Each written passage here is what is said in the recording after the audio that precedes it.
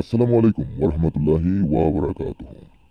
সুপ্রিয় দর্শক বন্ধুরা, স্ক্রিনে যে গাছটি দেখতে পাচ্ছেন এটিকে অবশ্যই আপনারা চিনতে পারছেন। যদি চিনতে অক্ষম থাকেন তাহলে বলে দিচ্ছি, এটিকে আমরা আঞ্চলিক ভাষায় বলি কালাকেশোরা। কালাকেশোরা একটি মন্ত্র আছে, সেই মন্ত্রটি স্মরণ করে, সেই মন্ত্রটি জপ করে এবং যে নারীকে বশীকরণ করতে হবে আর নিজের নাম, এই দুটিকে সংযুক্ত করে মন্ত্রটিকে পাঠ করে এই গাছের শিকড়টি যে কোনো শনিবার বা মঙ্গলবার বা পূর্ণিমা বা অমাবস্যায় তুলে নিতে হয়। এটিকে মনে মনে নিজের বাড়িতে নিয়ে আসতে হয়। আর যখন তুলতে হয় তখন অবশ্যই বিসমিল্লাহির রহমানির রহিম বলতে হয়। আর এটি অবশ্যই এই শিকড় দিয়ে আপনারা কিভাবে বশীকরণ করবেন সেটি বলছি। এই শিকড়টি অবশ্যই যে নারীকে আপনারা বশীকরণ করবেন তার দরজার সামনে বা যেখানে চলাফেরা করে সেখানে আপনারা যদি পুঁতে দিতে পারেন। আর কোনো ক্রমে যদি তার পা গিয়ে সেই শিকড়ের স্থানে পড়ে তাহলে সঙ্গে সঙ্গে সে আপনার জন্য ফিদা হয়ে পড়বে। আর সঙ্গে সঙ্গে অবশ্যই আপনার কাছে চলে আসবে।